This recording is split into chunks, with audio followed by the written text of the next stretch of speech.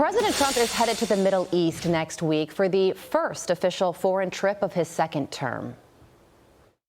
So we're going to be having some conferences next week.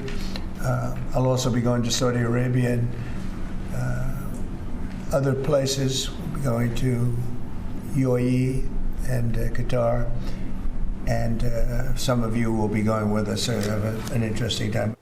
The president's presence in the region comes as Israel just approved a plan to capture the entire Gaza Strip, holding captured territory until all of its war goals are met, including eliminating Hamas and freeing the remaining hostages.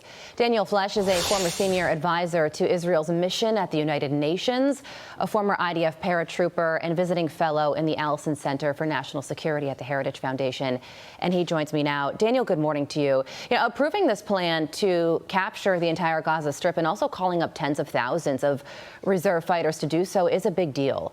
So tell us about the significance of this decision and how you think this will all play out. Yes, well, good morning, Carly. Thank you for having me. This is Israel demonstrating its intent to finally take the one thing Hamas holds most dear, which is territory. Hamas has demonstrated it's more than willing to sacrifice its own civilian population in Gaza. It does not care about its own survival, but really cares about territory, because how can you fight Israel and try to reclaim Palestine, as they call it, without territory?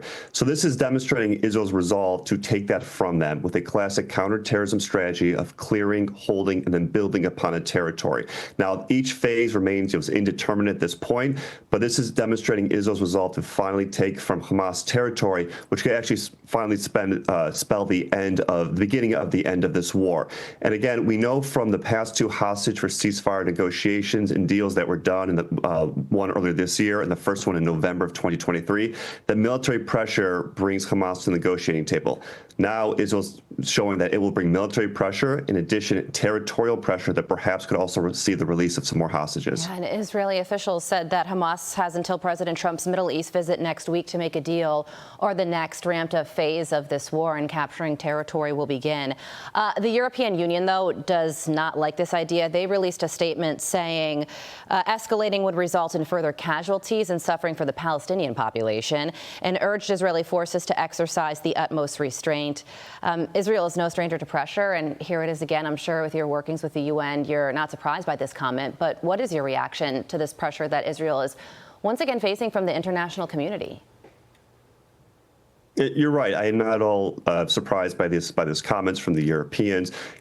For many months last year, many in the international community, including Europe, including the UN, were saying that Gaza was facing starvation and a famine. That turned out to be false. Many, including the previous American administration, said that Israel cannot go into certain cities in Rafah without moving the civilian population to keep them out of harm's way. That proved out to be false. And if you look at the history of armed conflicts in the 21st century, Israel has far surpassed any sort of standards in ensuring that civilian casualties are kept to a minimum. So all the naysayers and all the other European communities and leaders out there who say that Israel should not be doing this, it is only because Israel has been defying those perceived warnings that is able to defeat Hamas, which is a threat not just to Israel, not just to the United States, but also to Europeans. Yeah. So it is a good thing that Israel will not be heeding these warnings, that Israel needs to do what it can to defeat Hamas in this war for survival. I mean, it's a big goal. And, as a former IDF paratrooper, just militarily, is it possible for Israel and the Israeli military to take over the entire Gaza Strip, get the Hamas fighters out, and keep the Israeli hostages safe in the end? Well, certainly it'd be a difficult challenge, and it's not clear just yet if Israel needs to take over all of the Gaza Strip, for example. And that's obviously what's being discussed at this point, but we are not even into day one of this Operations Gideon's Chariots just yet. In fact, as you mentioned earlier, it's supposed to start after President Trump leaves the region next week. So perhaps this is a time for Hamas to actually want to negotiate some sort of ceasefire and release more hostages. But certainly Israel's more than capable of taking over, conquering a territory like the Gaza Strip. It has effectively done that since October 7th, when Hamas launched the war and invasion against Israel. And now it's just a matter of holding territory, which also could lead to the day after in Gaza.